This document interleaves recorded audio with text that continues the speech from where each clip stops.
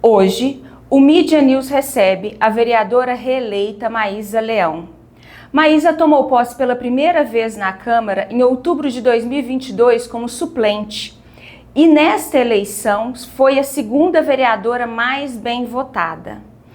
Agora, ela quer ser a nova presidente da Casa para o comando de 2025 e 2026.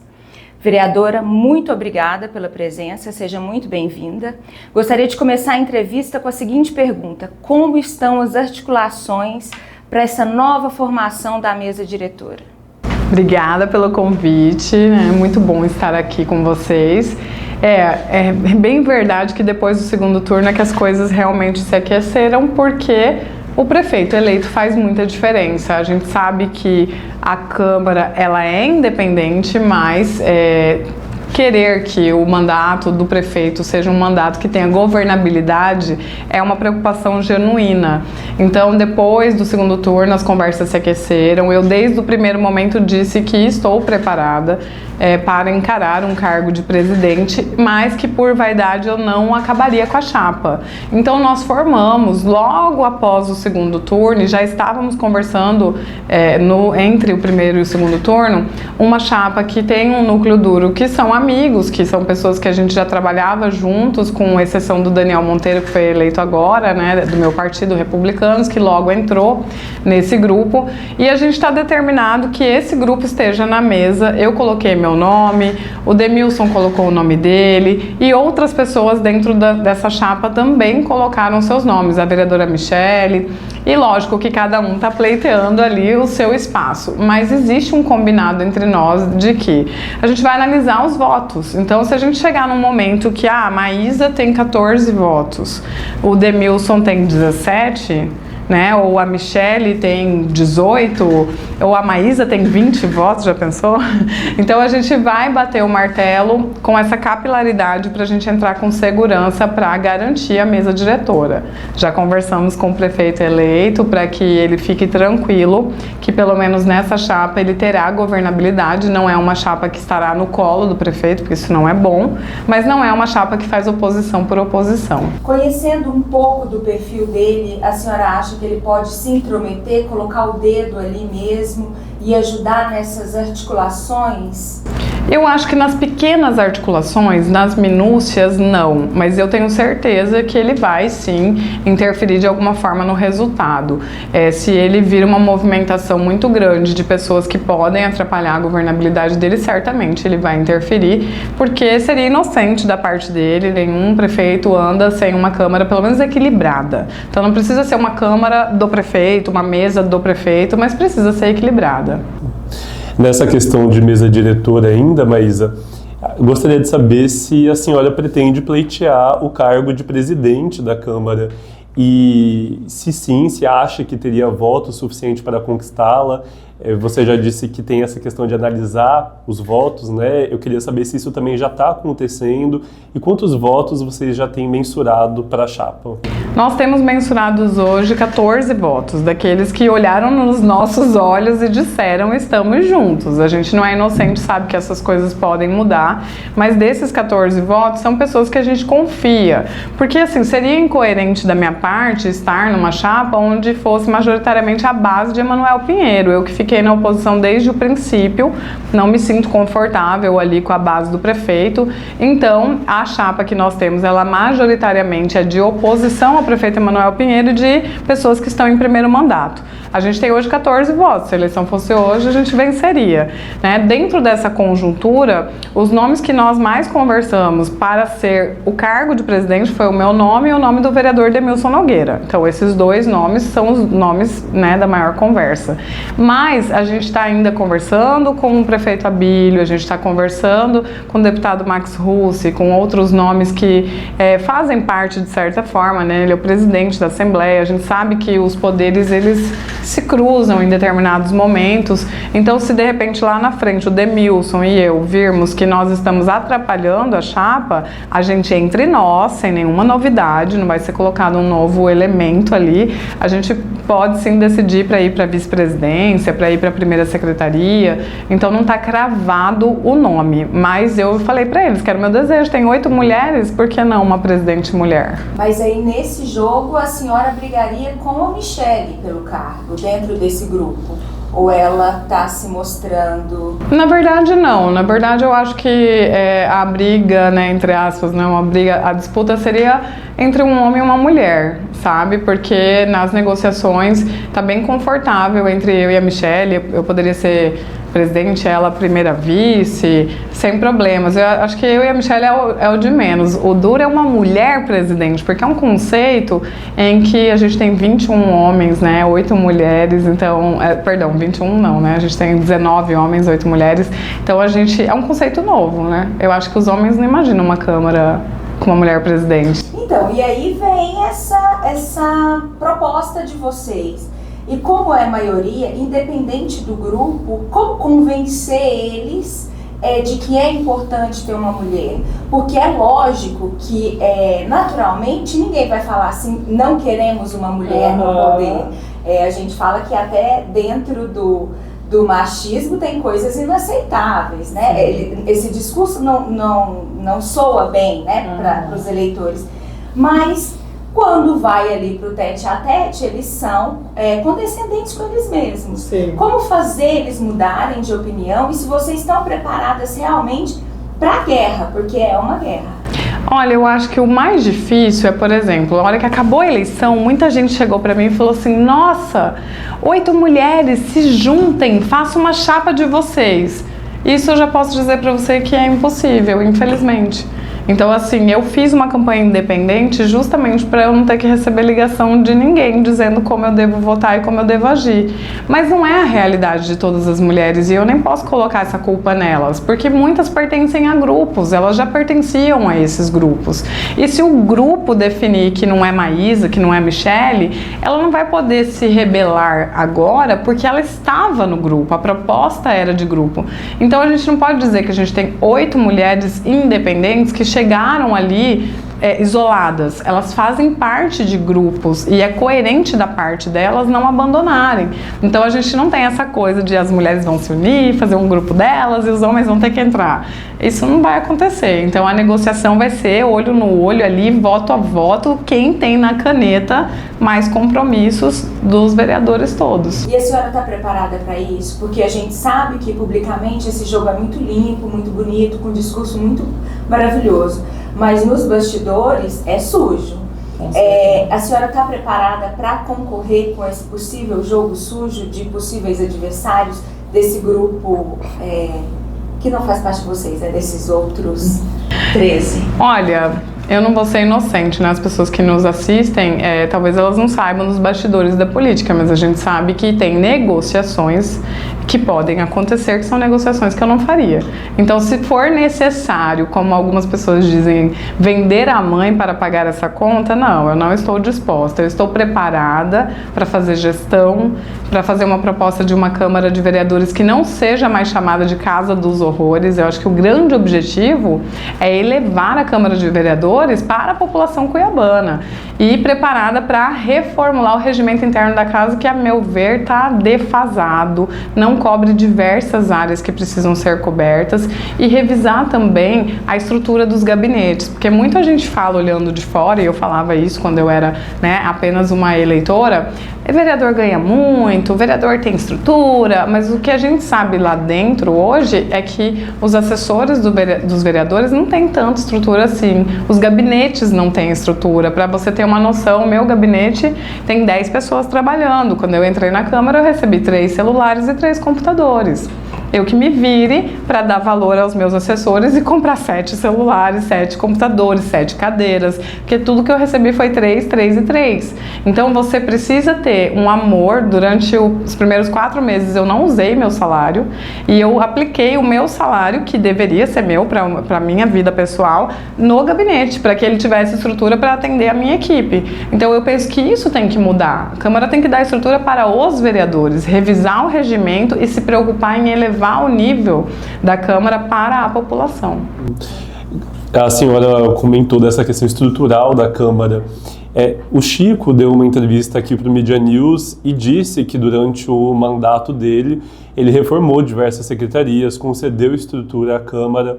Até que ponto isso é verdade? Até que ponto vai a eficiência dele e até que ponto vai também a ineficiência dele enquanto presidente da casa?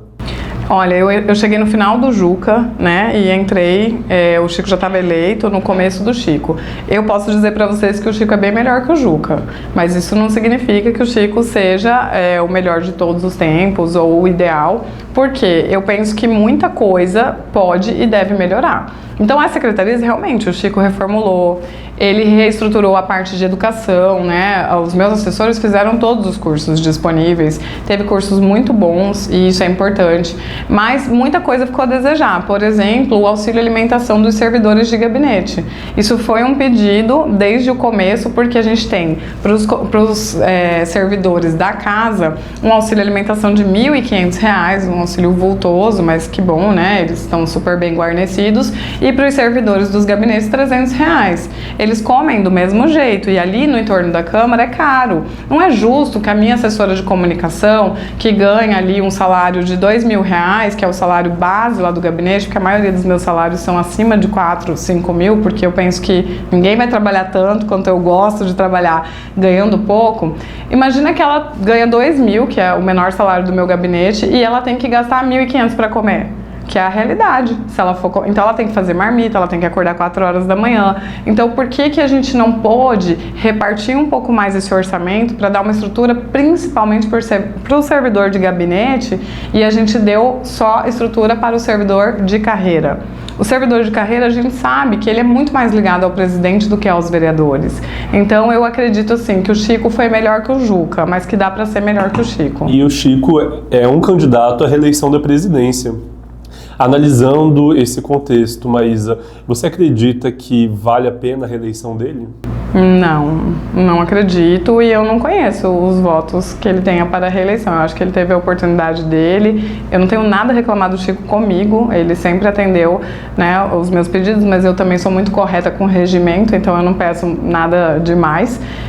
Mas eu acho que ele não tem voto para voltar. Assim, eu posso dizer que eu tenho quase certeza, mas tudo pode mudar, né? O Mário Nadaf também está nessa corrida. A senhora vê ele como um candidato a ser disputado ali com o seu grupo?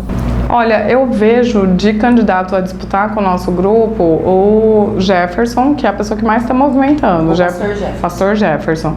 Ele tem um grupo ali com o Marcos Brito, né, com alguns vereadores que sempre andaram juntos em plenário, que é o grupo que eu falo que é base de Emanuel. E eu acredito que o Mário caiba dentro desse grupo. Eu não vejo o Mário criando um grupo dele.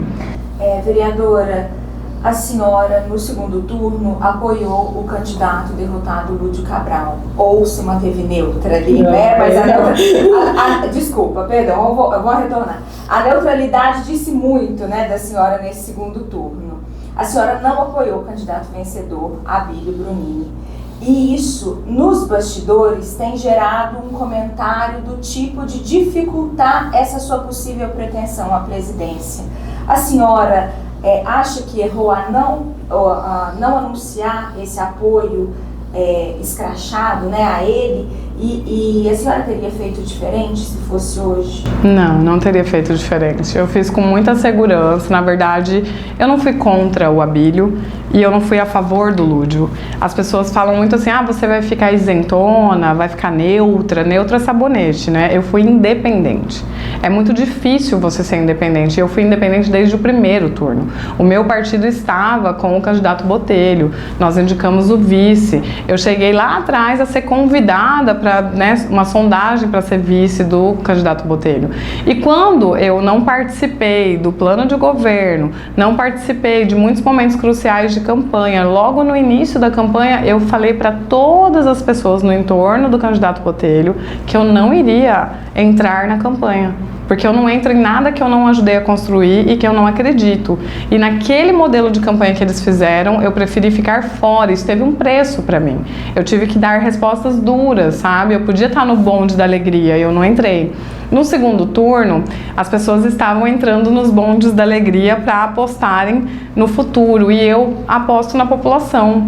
Eu fiz uma campanha inteira sozinha. Quem me levou para a Câmara de volta são as pessoas. Eu não tenho um político que me abraçou e ele é meu padrinho. E não ter esse padrinho tem um ônus e um bônus. Então, quando eu falei não vou apoiar Abílio nem Lúdio, eu não me coloquei isentona, eu me coloquei independentona. E isso é preciso você ter coragem. Então eu sabia que depois de uma eventual eleição, nenhum nem outro estariam felizes comigo. Nenhum dos resultados iria me favorecer. Se o Lúdio ganhasse, todo mundo que estivesse no entorno dele ia falar, mas ela não te apoiou. E eles estariam certos. E o Abílio venceu, e quem sentar com ele e falar, ela não te apoiou, ele estará certo. Mas eu conversei com o Abílio, o parabenizei, porque afinal os dois foram vencedores, gente, né? Mais de 140 mil votos de um lado, 170 mil do outro, é voto pra caramba, então eles merecem parabéns. E disse pro Abílio o que eu digo pra todo mundo, não serei jamais oposição por oposição, não entrei na política para ganhar nada, então nunca venderei um voto, o que deveria ser regra, mas a gente sabe que não é. E se ele estiver pronto para reconstruir Cuiabá, certamente eu serei um alicerce dessa reconstrução, com transparência e independência, como eu sempre fiz. Ele apertou minha mão e falou, não esperava nada diferente de você. Então não atrapalha essa suposta neutralidade para a senhora independência, não vai atrapalhar. Se o ego dele precisasse de uma paquita, atrapalharia, mas eu não acho que o Abílio é um cara de paquita. Então, assim, eu não fui paquita, mas eu sou independente, transparente, ele nunca vai precisar me comprar. Vereadora, e o prefeito eleito Abílio tem, aliás, vai ter, né, uma base bem extensa ali na Câmara Municipal. Qual avaliação a senhora faz disso? É bom ou é ruim para a cidade? Olha, hoje estava rolando uma brincadeira lá. O Dilemário estava fazendo a fala dele no plenário e o pessoal falou assim, e aí, aposto 6 meses que ele fica na base e depois pula. Essa base grande, ó, Dilemário, não fica bravo, não tô falando de você não, só usei um exemplo. Essa base grande, ela se dissolve com o mandato, né? A gente tá numa lua de mel agora tudo são flores. Então vai depender muito do posicionamento. Eu acho que o Abílio, eu pretendo ver isso acontecer, né? Acho que Cuiabá merece, que ele vai ser um prefeito muito pragmático em trabalho e resultados. Ele perdeu uma eleição, ele continuou correndo atrás e ele conseguiu chegar. Então ele teve muita fome de ser prefeito de Cuiabá. Ele foi a oposição a Emanuel, então a história da vida política dele está na mão dele. Se ele fizer um mau mandato, ele enterra a carreira política dele para sempre. Eu acho que ele não quer isso, né? Então ele vai querer fazer um bom mandato. E quando chegarem os entraves, ele é um cara que vai para o embate. Então eu acredito que essa lua de mel não dura 6 meses, né? Então a base dele vai ter que ser uma base de pessoas que estão dispostas a negociar com transparência. Então a gente vai descobrir quantos são. Daqui 6 meses a gente já vai saber quem que está disposto. Não vai pegar uma prefeitura muito fácil, né? Essa comunicação com o legislativo também vai precisar de muita interlocutores, parcimônia, paciência. Eu acho que ele vai ter que ter um bom secretário de gestão, uma mesa equilibrada que não queira colocar preço em tudo. Então eu penso que o Abílio, enquanto prefeito, a preocupação dele hoje é não permitir que essa mesa vá para a mão da base do Emanuel. Se eu estivesse no lugar dele, essa seria a minha preocupação. Vereadora, a comunicação do Abílio com os vereadores pode ser um dos maiores desafios durante o mandato dele? Enzo, ele surpreendeu, tá? Primeira ação dele na terça-feira passada, né, logo pós-eleição, a maior parte dos prefeitos estariam descansando. Ele foi para a Câmara, juntou todo mundo ali no COF, no bastidor, não foi uma coisa para a imprensa ver, foi realmente uma coisa para mostrar-se disposto a ter uma boa interlocução e falou: olha, eu tô aqui para dizer para vocês que eu não vou perseguir ninguém, que eu não vou fazer caça às bruxas, que eu estou disponível, todos têm meu telefone pessoal, vamos marcar, eu estou disposto a conversar olho no olho com cada um de vocês. E também vou dizer, e ele disse pro Adevair, ele falou: a partir de hoje, não se preocupe comigo, eu realmente não vou fazer caça às bruxas com ninguém, eu tenho uma cidade para reconstruir e da minha parte você não precisa se preocupar. E o Adevair estava na frente, falou assim: olha, então eu vou tirar os 10 processos que eu tinha protocolado. E os dois apertaram as mãos, então eu acho que ali era um símbolo, né, porque eram as duas pessoas que eram mais um ante o outro. E se ele tá disposto a conversar com a Adevair, eu acho que ele tá bem, porque ele tá disposto a conversar com todo mundo. Esse era o maior calo no sapato dele. Então eu acho que o Abílio começou bem. Então a questão é pagar para ver, né, vereadora? Pagar Porque pra a senhora disse que essa é uma lua de mel que pode passar, né? A respeito do seu mandato em particular, como que vai ser o posicionamento em relação ao Abílio, né? Como a Cíntia mencionou, você não manifestou apoio a ele no segundo turno, então fica essa incógnita no ar. Como vai ser a sua conduta? A minha conduta, como uma vereadora independente, ela vai depender da conduta dele. Se ele fizer todas as propostas de campanha que ele apresentou, né, o primeiro discurso dele é: as UPAs são para a direita e para a esquerda, nós vamos atender pessoas trans, pessoas LGBT, pessoas hétero, pessoas brancas, negras, de todas as religiões. Se ele estiver disposto a atender a população de Cuiabá, trazer saúde de qualidade, resolver os problemas, ele vai ter em mim a maior parceira.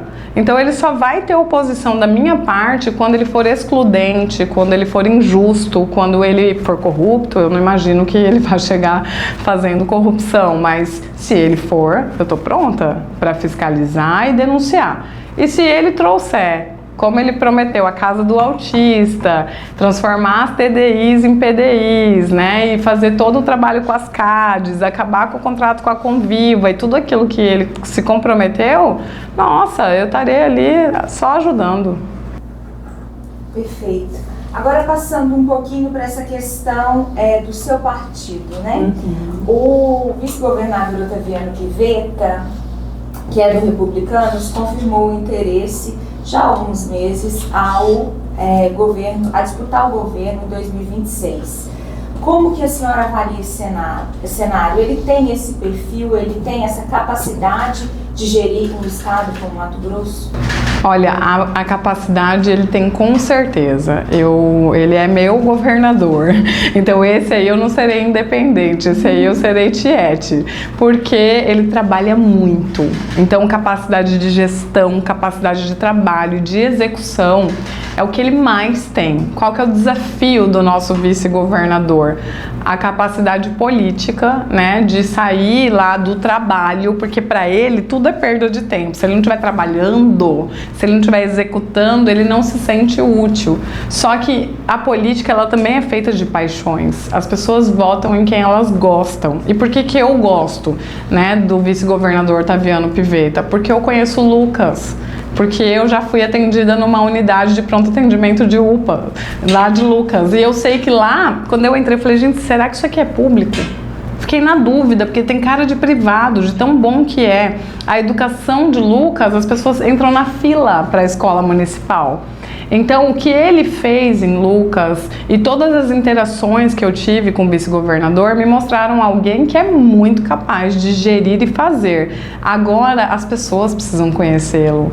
Então, qual é o desafio dele? É sair lá do Paiaguás, é ir para as ruas, é se tornar uma pessoa acessível e conhecida. E ele, que é um homem que gosta de trabalhar, vai ter que entender que na política também é trabalho olhar nos olhos, ouvir, abraçar e parar um pouquinho, respirar um pouquinho, que o homem é acelerado. A senhora tem uma relação ali bem próxima a ele, por conta do partido, tudo tem reuniões. A senhora acha que ele está com essa energia para ir para a rua e consegue passar essa simpatia que passou a senhora para esses eleitores mato-grossenses? Porque de fato ele tem esse perfil mais reservado mesmo, né? Ele vai ter que passar por uma decisão, né? Quando eu entrei para a política, não sei se vocês se lembram, eu era loira, né, tinha uma imagem diferente da imagem que eu tenho hoje. Muita gente falou assim: você mudou por conta da política? Sim, eu mudei por conta de uma pesquisa Qualy, que mostrava que aquele aspecto físico, infelizmente, as pessoas julgam pela imagem. A gente sabe, são 5 segundos para julgar alguém. As pessoas me julgavam inacessível, distante, rica e fora da realidade. Esse era o julgamento. Dentro da Câmara você foi julgada por isso? Quando eu fui... Isso!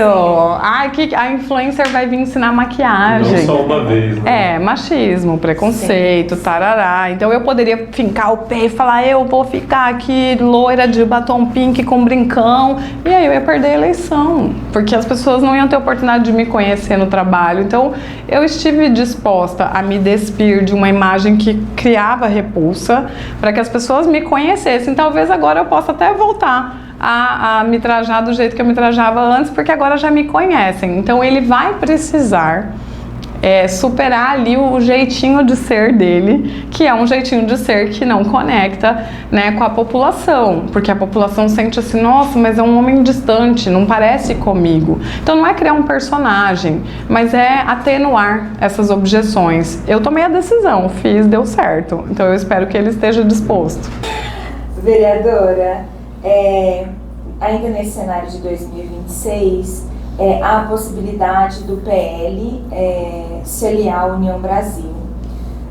E aí se tornaria ali uma super chapa, né? Que aí seria Mauro ao Senado, tem agora uma conversa também com Antônio Medeiros, e eles poderiam lançar o Wellington Fagundes, que hoje é o senador, ao governo.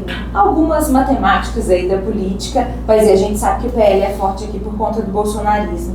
Onde que o republicano se viabilizaria nesse mar de tubarões? Olha, nesse mar de tubarões, eu acredito que, né, o posicionamento do Republicanos vai estar sempre muito alinhado com a União Brasil, em primeiro lugar, depois vem o PL, mas nós temos o vice-governador Taviano Pivetta dentro do partido. Então eu não vejo o partido abandonando o barco. Só vai acontecer esse apoio ao Wellington Fagundes se o vice-governador Taviano Pivetta disser para nós, pelo menos da minha parte: olha, eu não sou mais candidato, isso tem que partir dele. Enquanto ele for o candidato, eu, Maísa, estarei ao lado dele. A não ser que, sei lá, me tirem do partido, aconteça alguma coisa. Mas eu não vejo o Partido Republicanos virando as costas para um projeto que já está desenhado há tanto tempo. Então, de repente, a União Brasil pode se unir à PL e rebelar, porque hoje a União Brasil está unido ao Republicanos, mas eu não vejo o Republicanos se rebelando contra o Taviano Pivetta. Vereadora, e agora falando sobre a atual gestão, né? Qual fim a senhora imagina para o prefeito Emanuel Pinheiro? A senhora acha que ele vai se complicar judicialmente, especialmente depois que deixar a prefeitura de forma oficial, ou as 23 operações não vão dar em nada? Olha, se as 23 operações não derem nada, Enzo, a população vai acreditar que a impunidade realmente é a rainha do Brasil. Então, a gente é um case nacional. Todo mundo conhece o prefeito Emanuel Pinheiro. Eu fiz vários cursos aí de marketing político, onde a gente tinha ali as melhores pessoas, a nata do marketing político nacional. E quando eu falava: eu sou de Cuiabá, a pessoa falava: aquele do paletó. Então, assim, infelizmente, o nosso prefeito, ele é famoso nacionalmente.